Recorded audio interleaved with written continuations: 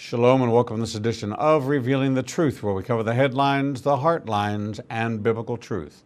I'm your host, the Reverend Rabbi Eric Walker.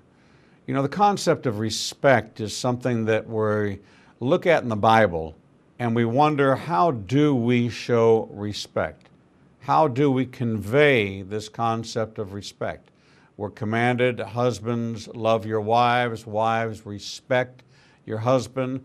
But yet God, in His infinite wisdom, gives us a lot of what to do's, but He doesn't always tell us the how to do it. And that's what our next guest is specialized in for more than 30 years. Nina Roesner is the author of The Respect Dare, and with all due respect, she serves as the executive director of Greater Impact Ministries.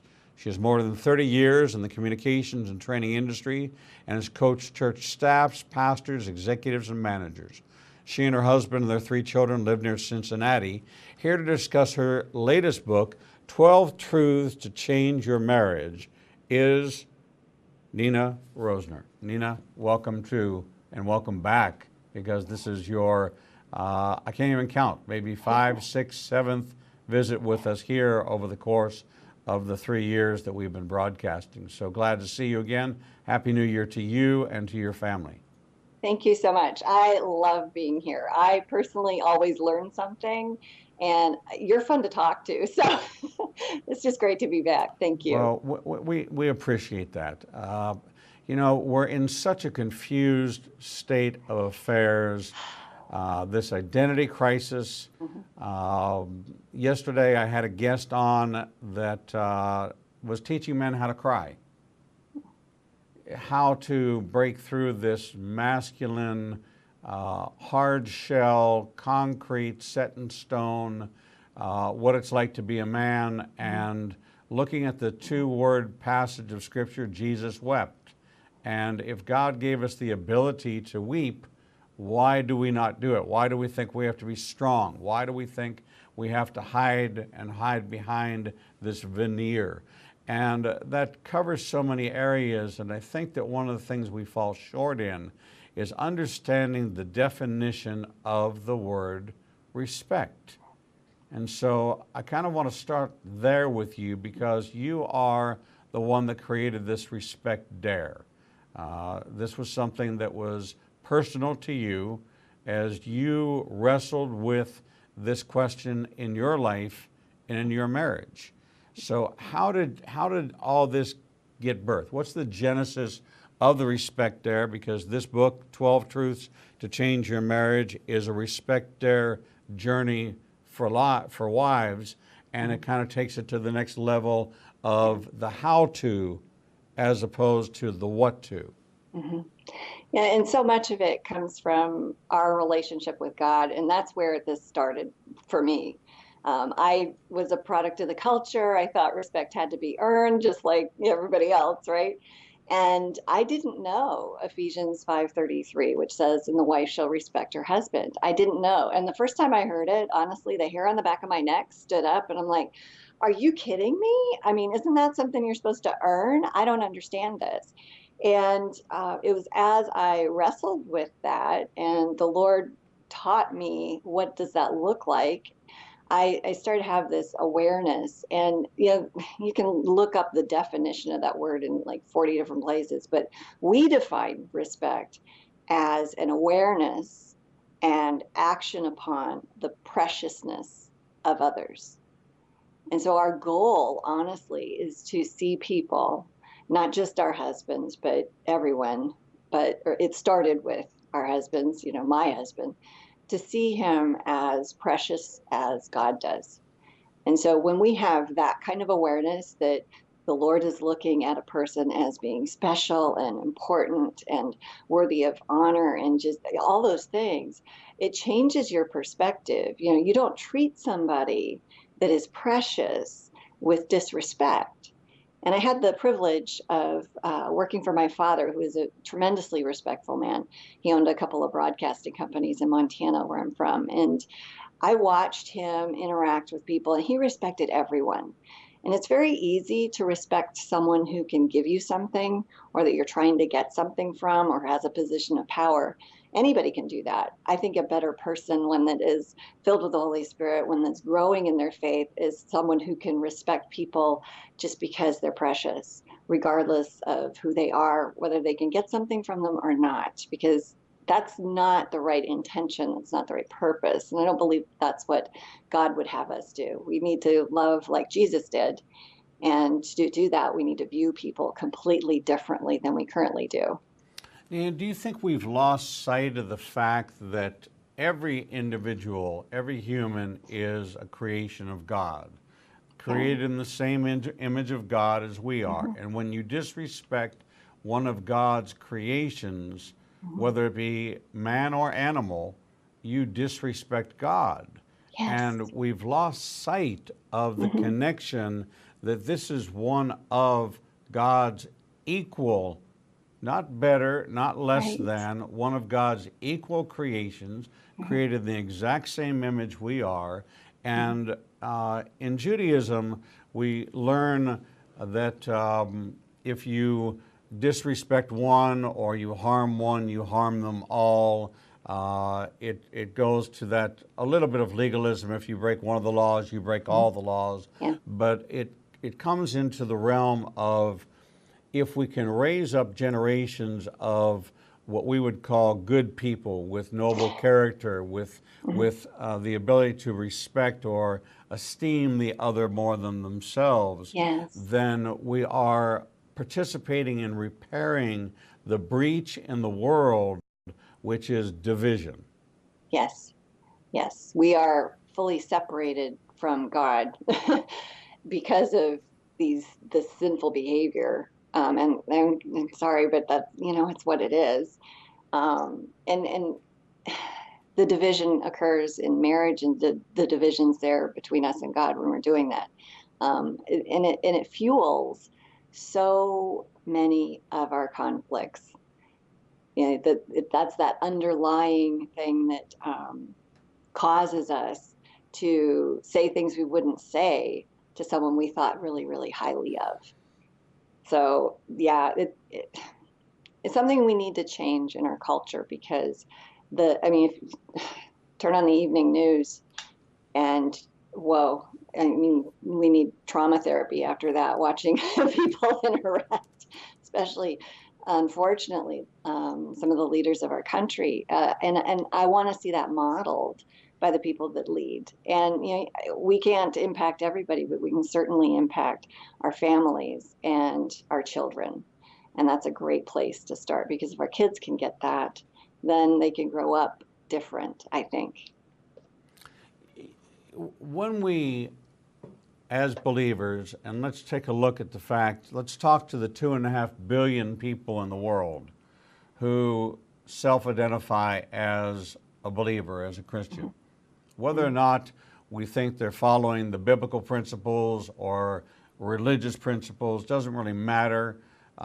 They call themselves a Christian, then we're going to hold them to a standard of what we think a Christian is defined as in the Bible.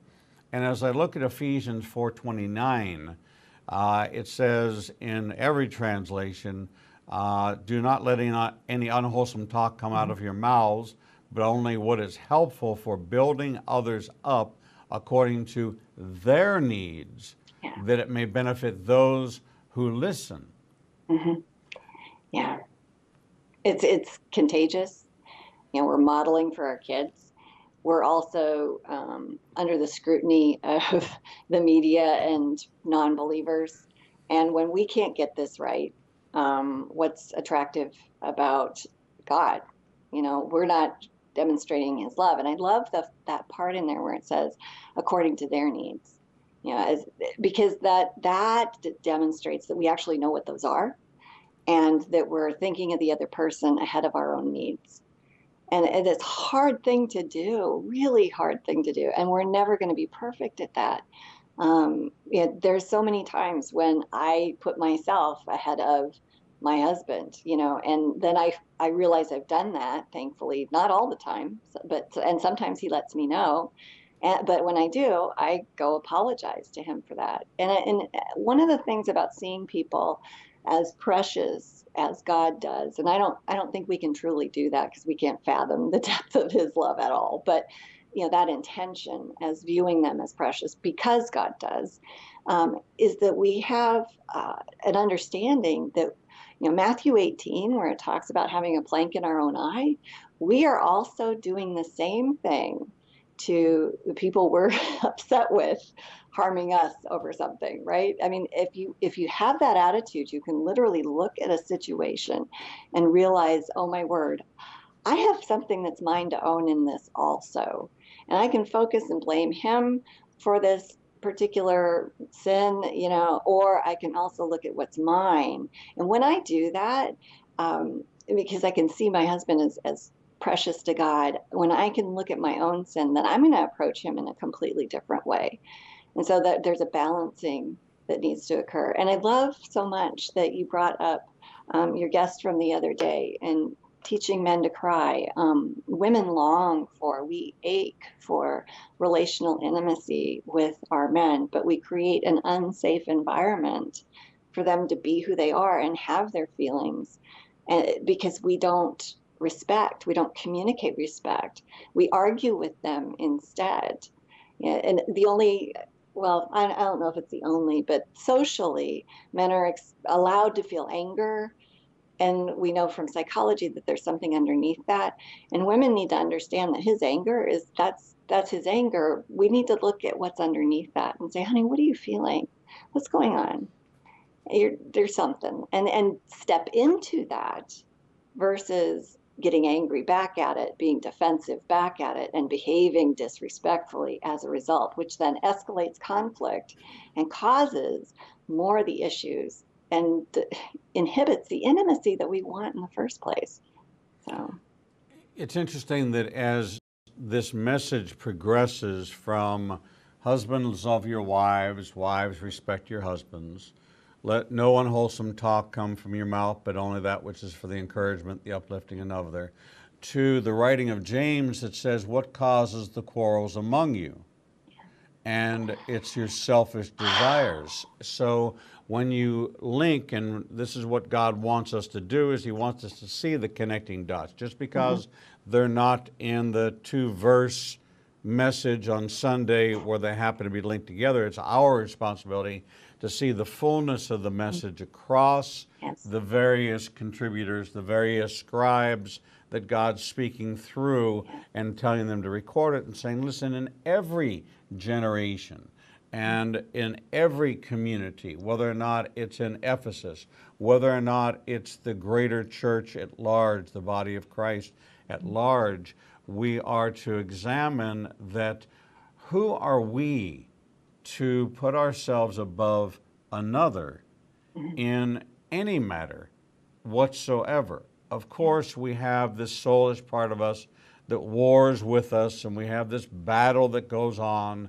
and, don't I deserve, and shouldn't I get? And, it's interesting that fundamentally, I go back to what the IDF, the Israeli Defense Force policy is.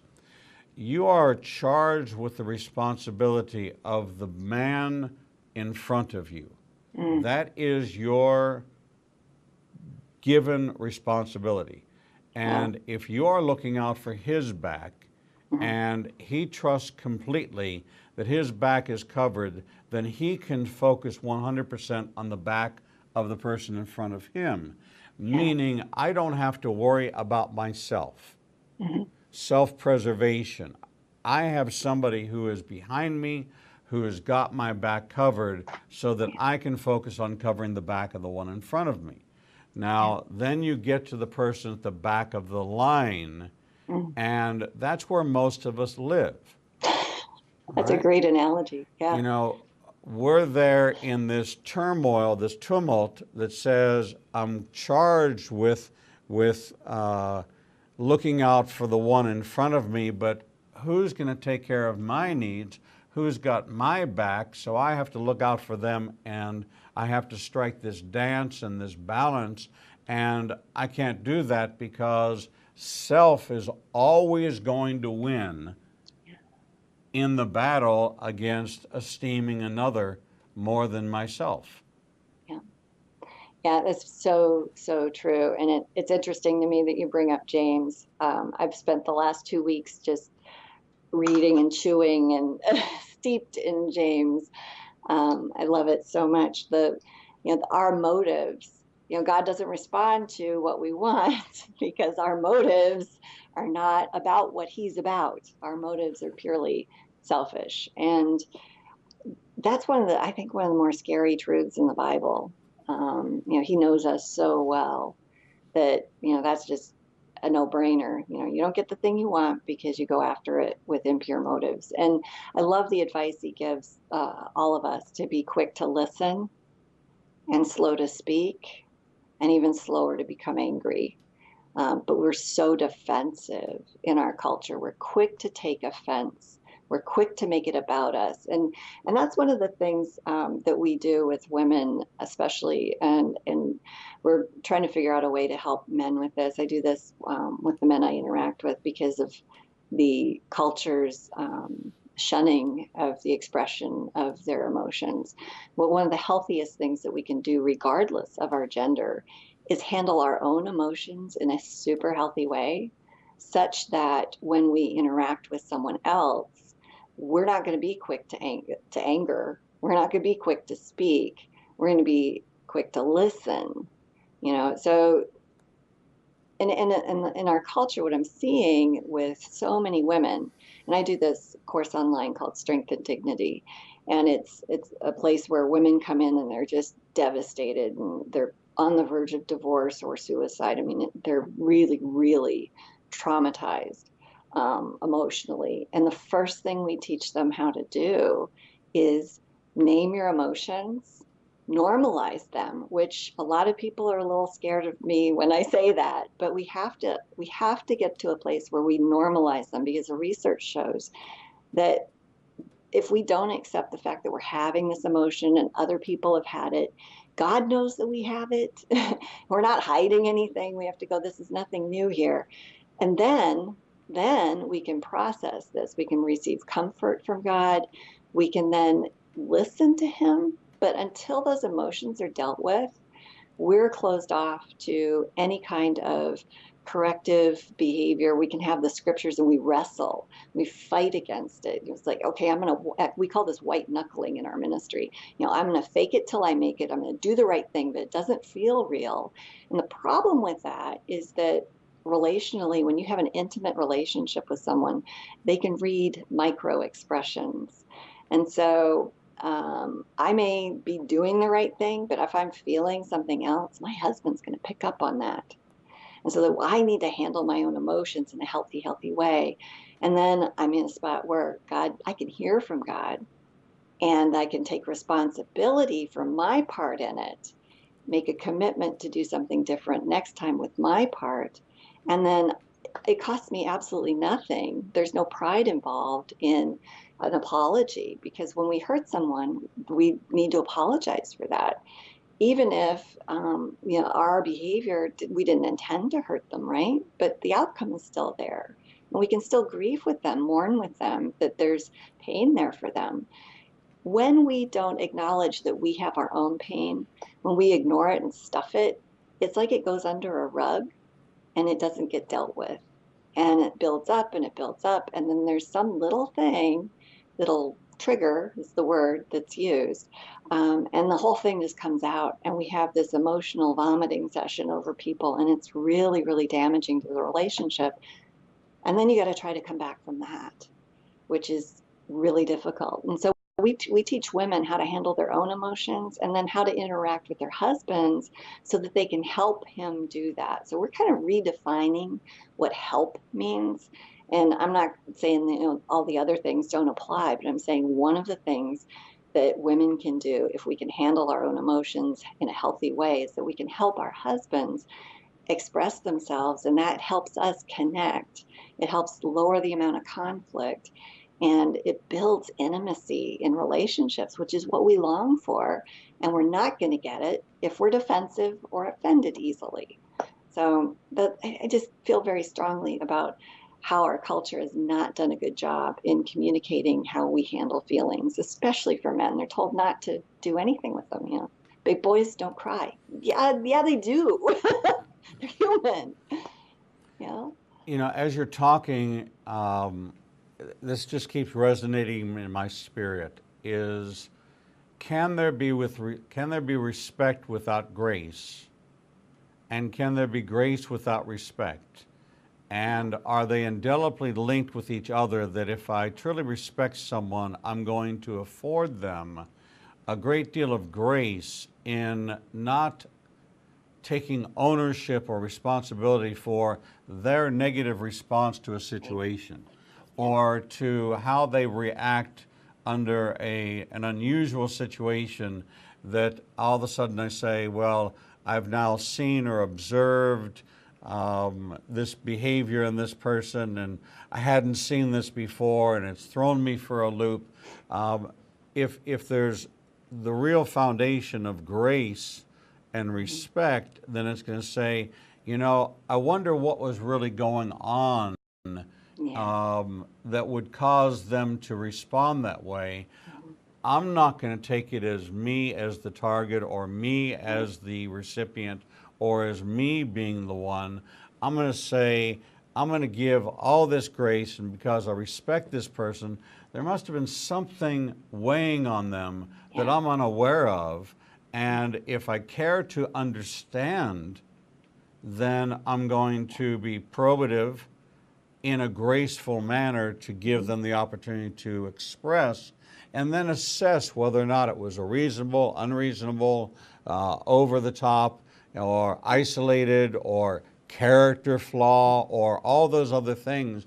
But we often go right to it was directed at me, and I now am walking in a wounded. So grace and respect seem to have an indelible connection to each other that we're not told about in the Bible, but we must assess that in that relationship, that grace has to be applied first in this respect continuum. Yeah, you are absolutely right. And I think the opposite of grace is blame, accusation. My husband and I had a conversation. It's been a while, but we were in the kitchen. We were both cooking. I was making my marinara, which is amazing, by the way. And sorry, that was a prideful moment, but I really like it.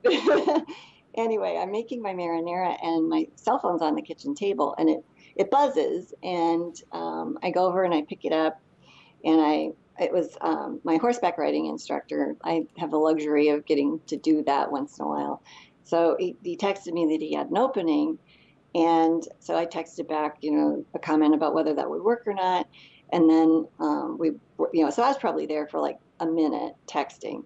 And I came back into the kitchen, and my husband said, "So what was that?" And I said, "Well, that was Hank about horses next week." And he says, "Oh, I didn't know that you and he texted." And he looked a little something about that.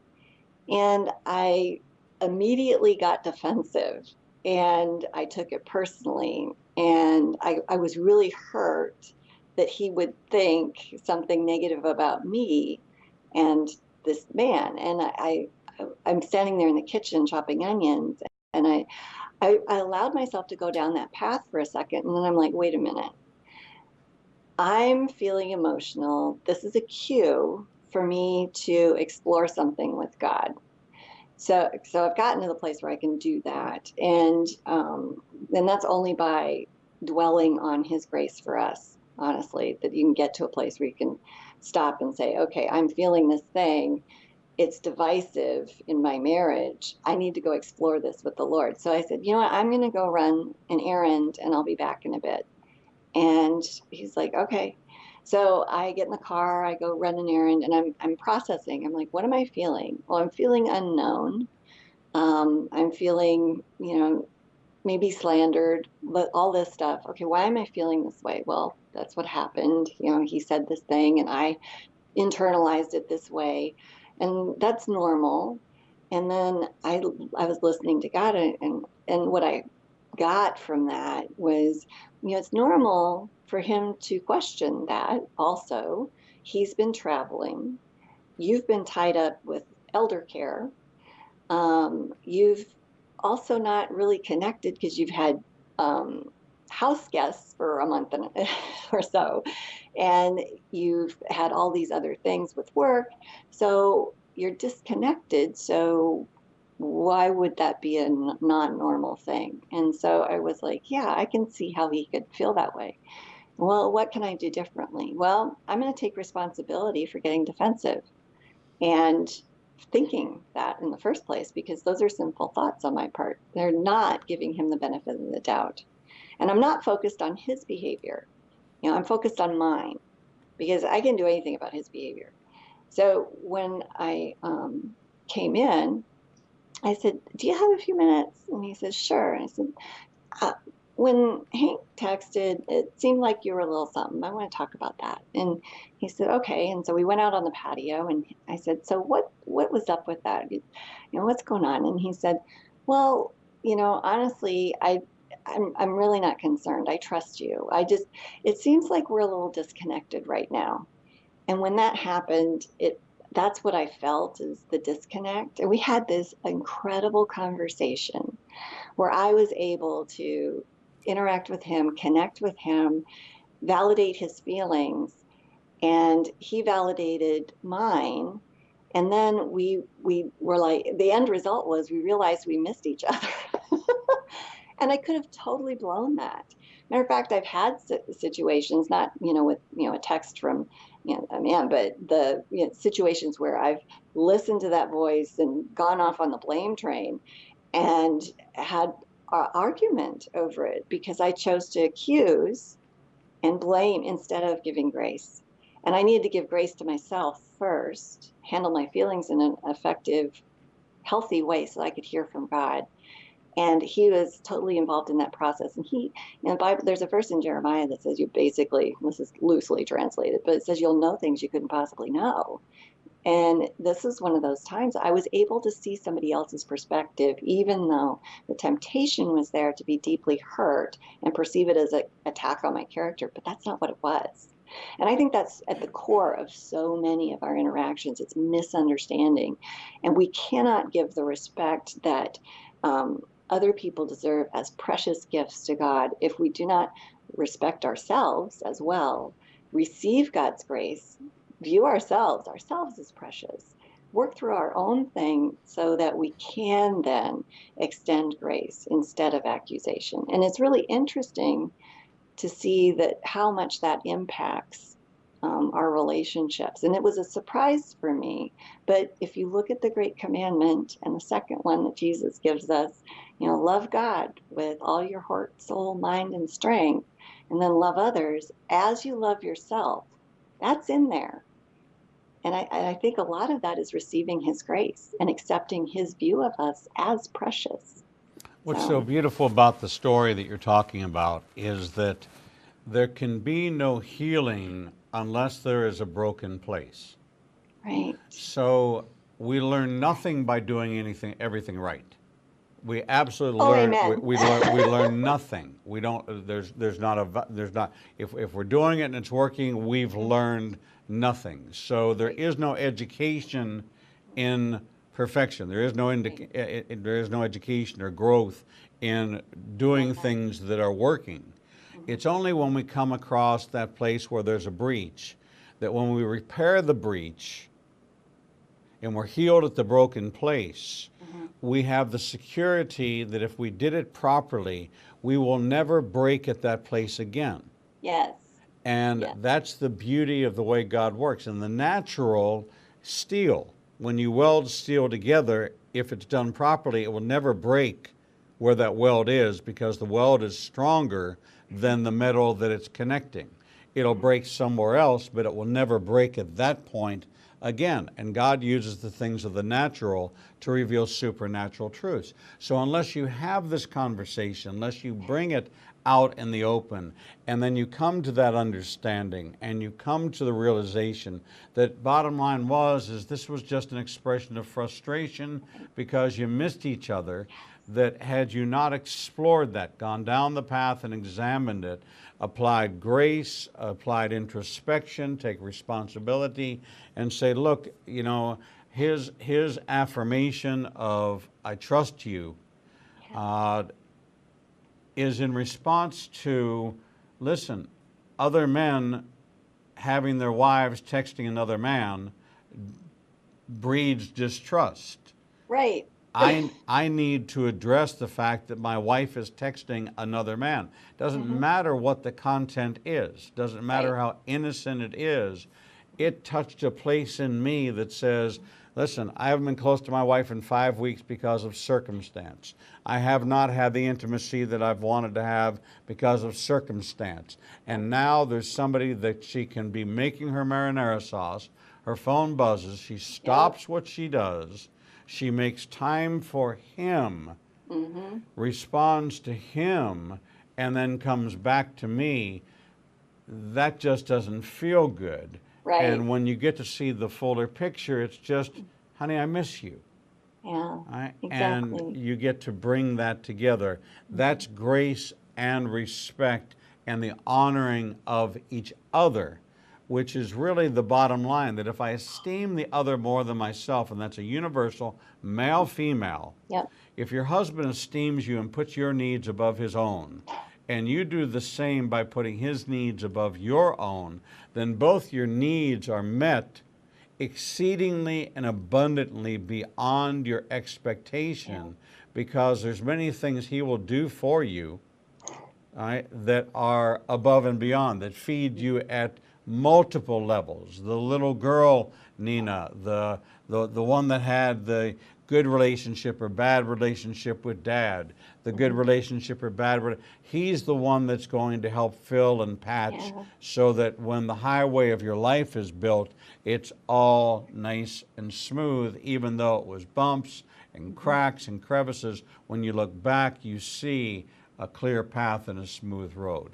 We're talking with Nina Roesner, author of The Respect Dare, and her new book, her latest release, 12 Truths to Change Your Marriage, A Respect Dare Journey for Wives. We're going to take a short break, and when we come back, we're going to dig into some of the concepts behind these 12 truths that Nina has to share with you that will change your life. We'll be right back.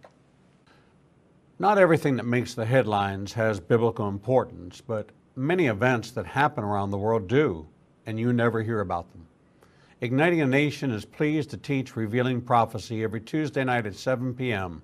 at the Marriott 280 in Birmingham. We will cover worldwide events and insider information that will connect the dots of what's happening around the world with biblical prophecy. If you happen to miss a class, we'll televise each week's class at 10 o'clock Central Time on ignitinganation.com and all our social media outlets. Copies of the teachings will also be available to purchase on our website at www.ignitinganation.com.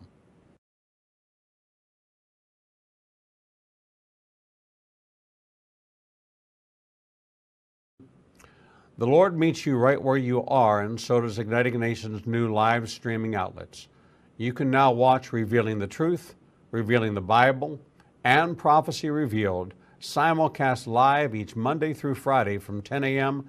to 1 o'clock p.m. Central Standard Time on YouTube Live, Facebook Live, Vimeo, Periscope, and through our website, www.ignitinganation.com. No matter what device you are using, our program will automatically scale so you won't have to miss a single program. And if you happen to miss an episode, you can always subscribe to the Igniting a Nation YouTube channel and access over 1,000 interviews and never miss your favorite authors, special guests, and topics that interest you the most. There are lots of ways to see Israel, but nothing compares to seeing the land of the book and the people of the book through the eyes of two Jewish believers who can take you on a journey that will bring the entire Bible to life. When you join Rabbi Eric Walker and his #1 rated tour guide, Edo Canaan in Israel, you'll experience incredible teachings, first-class accommodations, and actually walk where Jesus walked. You will experience the Bible transforming from black and white into living color, and you will never see the Bible in the same way again. For more information, visit us at www.ignitinganation.com/events. The Lord contends with what contends with you, and Igniting a Nation is committed to bringing to light each and every issue that faces a believer's life. Our live stream programming and teachings take you on a journey to finding biblical truth from a wide variety of experts who share their insights into a deeper walk with the Lord. We have assembled the most comprehensive panel of experts in the fields of prophecy, caregiving, healing from trauma, shame, and abuse, and so much more. We continue to expand our teachings and programming to meet your needs. We're committed to healing the nations with biblical truth. Visit www.ignitinganation.com to develop a deeper walk with the Lord and start your journey to a transformed life. The Bible commands us to study to show ourselves approved, but most study using Bible study tools and not actually studying the Bible chapter and verse. Igniting a Nation is pleased to present Revealing the Bible, recorded and taught each week before a live audience. We take you deeper into the actual Bible and verse in both Hebrew and English and connect the dots between the Old and New Testament. You can attend our 2 classes in Tuscaloosa and Birmingham, or watch the program every Wednesday at 11 a.m. Central Time on ignitinganation.com and all our other simulcast outlets. For more information, visit www.ignitinganation.com/events. Shalom and welcome back to this edition of Revealing the Truth, where we cover the headlines, the heart lines, and biblical truth. I'm your host, the Reverend Rabbi Eric Walker, and we're talking with Nina Roesner, author of 12 Truths to Change Your Marriage, a Respect Their Journey for Wives. Nina, welcome back to the program.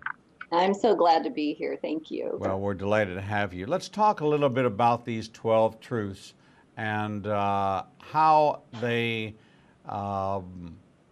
shatter myths.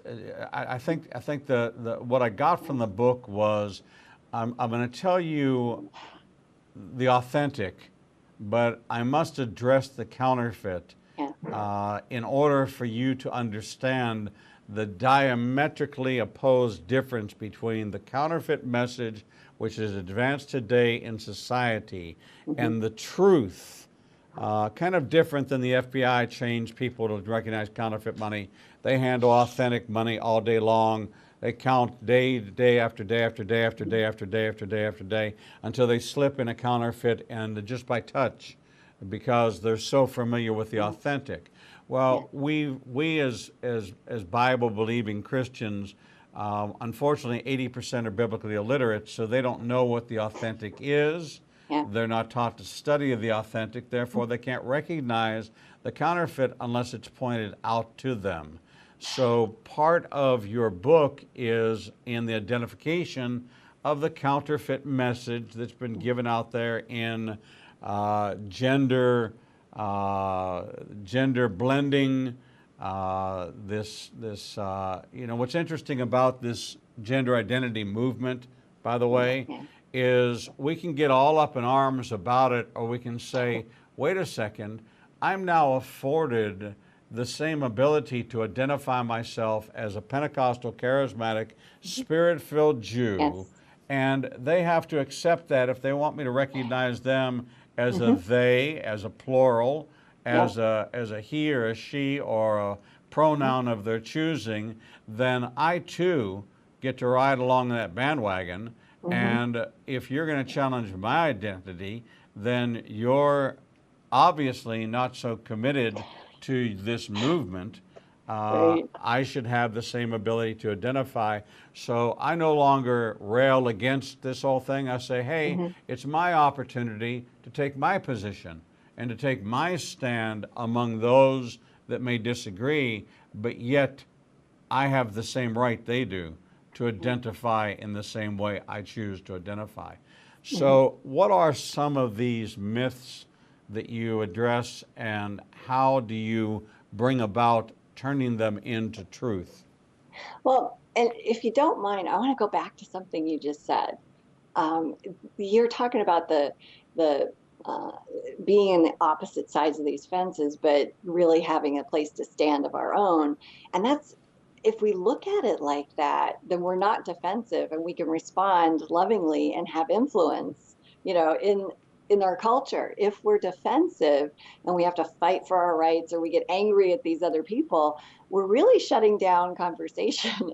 It's no different than the stuff we talked about in the earlier segment about marriage. But in relation to what's in the book, there's a number of things. The first one is, what do we believe about God? And I put that first because it affects all of our relationships. And golly, I don't want to offend anybody by saying this, and I might need your help in clarifying what I say, but I don't think most people understand who we're worshiping. When you look at the God of the Old Testament and you look at the God in the New Testament, it's the same person. It really is. But we don't spend a lot of time looking at Revelation, where Jesus comes back and he's got a sword in his mouth, and he is basically leveling the planet and putting his feet back on the Mount of Olives to claim dominion, and I'm the king. First time I read those passages, I was just in terror of, wow, Lord, help me follow you, help me obey you, and worship only you instead of the idols in our lives, myself, my marriage, my husband, my house, prestige, whatever. We forget that God is very powerful, and that first, there's a proverb that says, the fear of the Lord is the beginning of wisdom. And I don't mean that he's someone that we should actively be terrified of, but we need to know what he's capable of. The man, God, Holy Spirit that got on that cross could have leveled the planet. It's really no different than when a 2-year-old hits you on the leg and says, I hate you, because you won't let them put their hand on the stove and burn themselves, or you won't let them have 5 pieces of candy before dinner. You have the power to destroy that 2-year-old, but you choose not to, because you know more, because you're loving, because you have a better plan than their plan. And we really don't understand our place in that. And so that, I think, is really important, to understand who we are and who God is.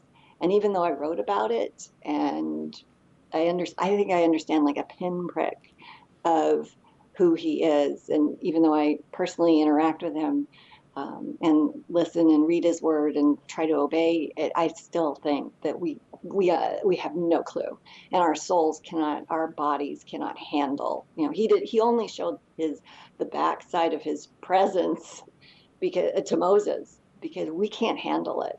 We just cannot handle who he is. This is so important that we might not get to the other 11 or even anything more. That's okay. Because I want to make it very, very clear.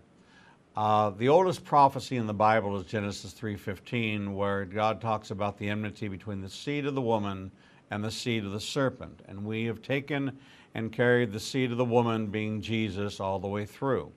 Now, in order for us to understand how God prophesied and what he did in order to protect the seed line. Yes. Every time he intervened and annihilated or wiped out a people group, it was because they were an enemy of the seed line. And if they would have destroyed the seed line, then the Messiah would have never been born. Now, if that's your motivation as the master defender of the seed line and the protector of the seed line, and you are the sickle, you are the scythe, you are the machete that's clearing the path so that anybody that gets in the way of annihilating the seed line that's going to pass through the woman and finally manifest itself through Mary, anything that got in its way, God's wrath was poured out upon them, and they were eliminated from the equation because all he cared about was the seed line. Now, there's many people mentioned in the Bible, but when we look at the seed line, we only see a path leading us to the birth of Jesus. This is the most benevolent, the most loving, the most true-natured of all things, is the God that says, I'm giving you the plan of salvation from the very beginning, and I'm going to protect that plan so that you may see it to fruition. Mm-hmm. Then Jesus comes upon the earth, and he says that God is going to, I'm going to leave this place, right? That anyone who believes in me will not perish, that no one comes, I and the Father are the same, or one. I only say what I heard my Father say. I only do what I saw my Father do. And he then says he's not coming back until Jerusalem cries for his return. So we're going to see another several thousand years of anti-Semitism and people trying to come against the Jewish lineage that's going to bring about the return of Messiah. So there's a consistency of this protective God that says that I'm putting a hedge about the seed line of Messiah, and everything I do is for your benefit. Now, you may call me the smiting God, the harsh God, the angry God, but if you can't see my plan and see it clearly, that it is a straight line, takes lots and lots of turns, but it is one road, one highway, and I'm going to go before you and prepare the way for Messiah's coming, and I'm going to go ahead and prepare the way for his return. And if you'll make sense of that fundamental concept, then you'll realize that the ultimate gift of love is I've spent over 6,000 years providing for your salvation. It has been the number one issue on my top 10 to-do lists, is to make sure that none perish. It's not my desire that, it says, I desire that none shall perish, that all will come, that every knee will bow and every tongue will profess that Jesus is Lord. And I do nothing that does not perpetuate that ultimate goal of reconciliation, salvation, and relationship with my creation. So we've distorted this by going with the Jesus-only message. Yeah. We don't pay any attention to the seed of the woman of the Antichrist, what happens to be Hagar. She's the only other female seed mentioned. That's the line of Ishmael. And we see that Ishmael is going to be a wild donkey among men. All the nations of the war will war against him, and ultimately will rise up, form a coalition, try to annihilate Israel, but lo in Hebrew means no. No, that's not going to happen. God is going to redeem. He's going to call us back in unbelief, and he's going to redeem us. And this is the God who loves you so much that he has not wavered in 6,000 years from the prophecy he gave us in the Garden of Eden, that he was going to protect the seed line of the seed of the woman so that she could come, marry, give birth to the Messiah. He would come as Messiah ben Joseph, the son of suffering, and return with that sword, with that chain to bind Satan, as the son of David on a horse, as a king coming to do battle. All one line of thinking, all very clear to give us an understanding that he is that devoted and that committed. And the way we package him, market him, present him is a distortion of the truth of what the true nature of God, and it's summed up in these words: God is love. Yeah. And I think that's just such a powerful thing, and most Christians don't understand that. And I don't pretend to understand it very deeply, but the part that I do get is overwhelming. to me. And the fact that he'd even be in a personal relationship with us in the midst of all of that, because the Bible it's not really about us. It's about his history. Isn't that interesting? His story of creating a nation of people for himself with his Messiah. That we think we're, some kind of special something, especially Western Christians and those of us that are Gentiles, right? That aren't Jewish. We don't understand the original intention there. And I think you probably know which verse this was. I can't remember right now. But there's a place in the Bible where he talks about how he blinded the Israelites. And this is going to sound terrible. So hold on for a second. But I love that so much, because when I'm having struggle with someone in my life, knowing that it's possible, and I'm not saying that God did this, but knowing that it's possible that God blinded them gives me a whole different perspective. And it helps me have more grace. And I know that any of that blinding would be for love. And so because he's good, because he is good, I have to look at my situations completely differently, because it's not my story. It's his story.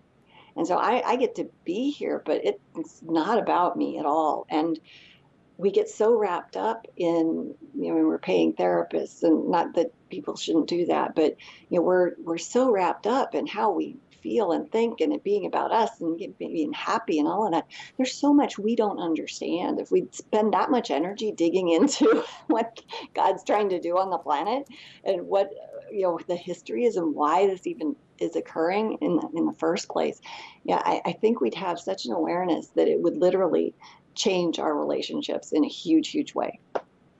We didn't cover the 12 truths to change your marriage, but we did cover a lot of very important foundational concepts. I'm actually going to invite you back to come back on the program, and maybe even as early as next week, if you have time. I'll send you a date and time that I have available, that we can dig into the text of this book. But I think that the points that you brought out are incredibly important, that if we don't have a full understanding and a perception of God, if we don't have a full understanding of the true nature of God and why he created us, for what purpose, and why he instituted marriage. It is not a man-made custom. It is an institution of God. And because it's an institution of God, when we don't bring truth, the truth of God's word, the truth of God's love, and we don't reflect God's character and nature in our marriage, then we're not really honoring of the institution that God created. And I think that that's at the very core of your respect there. It's actually, I dare you to respect and see what changes in your life is really kind of the inverse message of this, is that it is a respect there, and there is a lot to come from it. We've been talking with Nina Roesner, author of 12 Truths to Change Your Marriage, a Respect There Journey for Wives. She heads up the Greater Impact Ministries in Cincinnati, Ohio. Where can they find you online and find more information about the ministry and yourself? We have free resources for people on greaterimpact.org. So I'd love to see you over there. All right, greaterimpact.org. Nina, I'm going to hold you for just a minute when we sign off to go to commercial break and see about getting you back on here and talking more about this book. But we're going to take a short break, and when we come back, we'll bring you the next edition of Revealing the Truth.